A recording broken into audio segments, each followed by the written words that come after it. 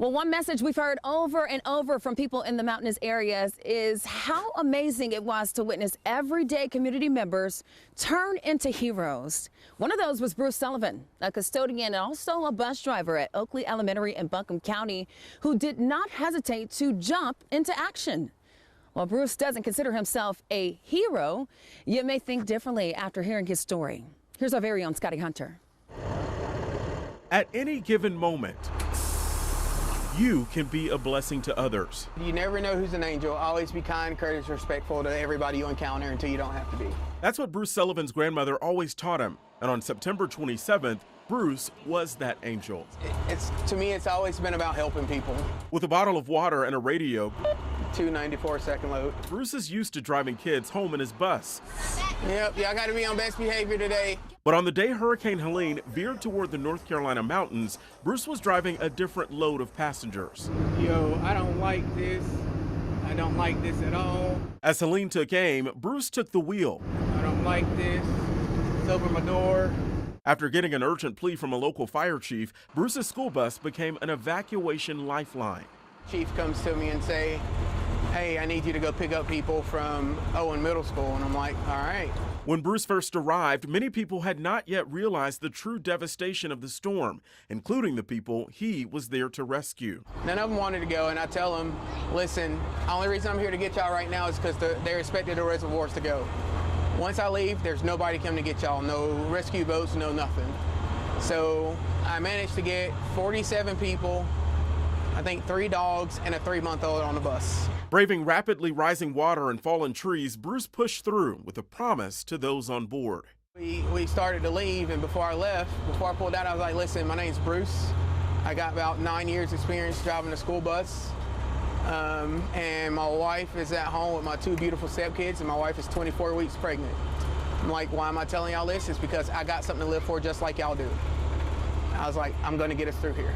I go and I take off, and that same spot where the water was, to the first or second step of the bus, and within the 7 minutes that I was there at the school, it went from the first or second step of the bus up to halfway up the bus. I'm just trying to, get us through it.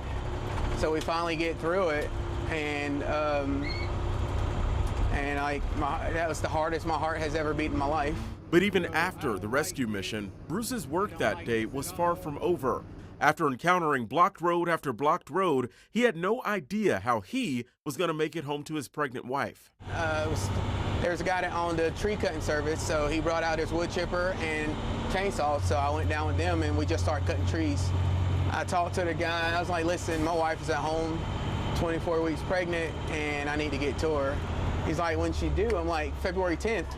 He looked on the porch and his wife was sitting on the porch. He was like, she's due February 11th.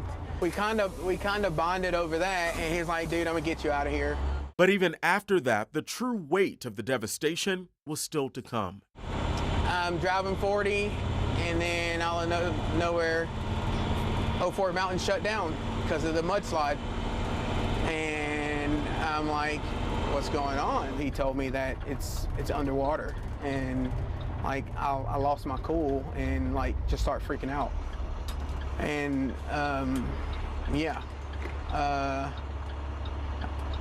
for 30 minutes, I'm just pacing back and forth, just how am I gonna get home? Every way that I know is non-existent. But then a moment of relief. Bruce's wife finds enough cell service and they are able to talk on the phone for the first time since Helene hit. She was freaking out. Her blood pressure was through the roof, and I'm like, that's when I had the idea to go up the mountain. I'm like, I got to get to my wife. I got to get to my kids. And got to the top of the mountain and seen the devastation of the mudslide. DOT guy let me through. I had to go through probably 2-3 inches of mud. His family reunited and his home miraculously spared, just like the people Bruce rescued that morning. And despite those chaotic hours, Bruce says he would do it all over again without a second thought. Knowing that the 47 people I got out of there are alive and safe is just an amazing feeling. And people on there say, oh, you're a hero. And I'm like, to me, it's not a hero at all. To me, it's it's doing what I think a right-minded human being should do. And again, if I had to do it again, I would do it again. Hello. Every day she runs and jumps in Nana's arms. While he may not consider his actions extraordinary, 47 people are alive today because of an angel named Bruce. Well, when we spoke with Bruce, his wife was 38 weeks pregnant, ready to give birth at any moment. Well, we do actually have some good news. Just hours after our interview, Bruce and his wife welcomed a healthy baby girl, and they named her Kai. So our best wishes to Bruce and his family.